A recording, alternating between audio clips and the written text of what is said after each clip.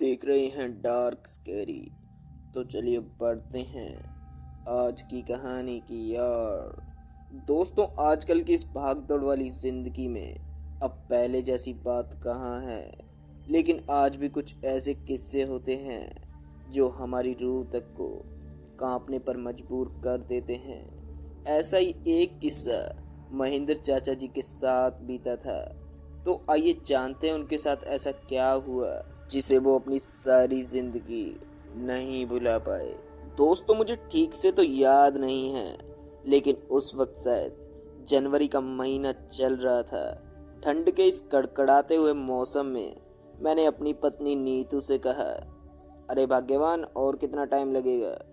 जिस पर उसने मुझे जवाब देते हुए कहा, बस थोड़ी देर और। इसी बीच मेरे मुंह से पानी गिरने लगा, और पानी गिरना भी एक लाजिम सी बात थी। आज चिकन के पकौड़े बन रहे थे।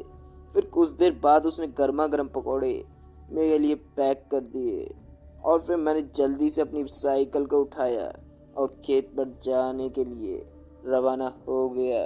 फिर जब मैं खेत पर पहुंचा तो मेरा शरीर ठंड की वजह से कपकपा रहा था, क्योंकि अब रात के 8 बज चुके थे।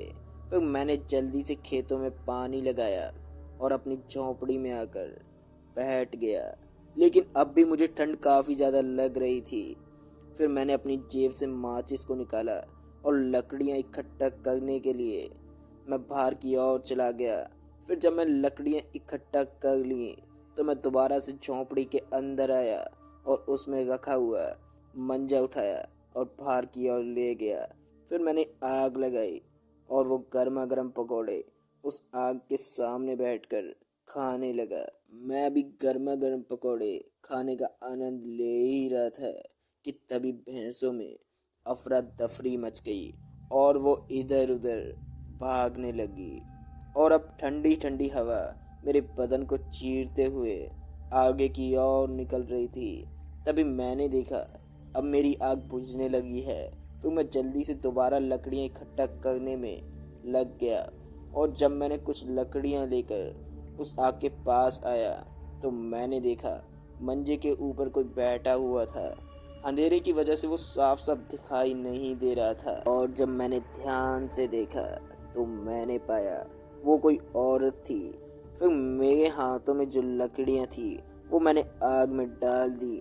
फिर जैसे ही थोड़ी देर बाद ज़्यादा आग हुई तो मैंने पाया उस औरत का चेहरा फटा हुआ था।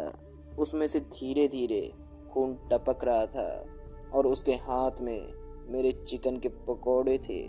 वो उन्हें बड़े ही प्यार से खा रही थी कि तभी उसने मेरी तरफ देखा और एक अजीब सी हंसी में हंसने लगी। उसकी हंसी आज तक की सबसे डरावनी हंसी थी। और फिर जब मेरी नज़र उसके पैरों पर गई तो मैंने पाया उसके पैर पीछे की तरफ मुड़े हुए थे, जिसे देखने के बाद मुझे ये समझते देर नहीं लगी कि ये कोई चुड़ैल है। फिर मैं वहाँ से दबे पाँव भागने लगा, और भागते भागते गांव की उस कच्ची सड़क पर आ गया था।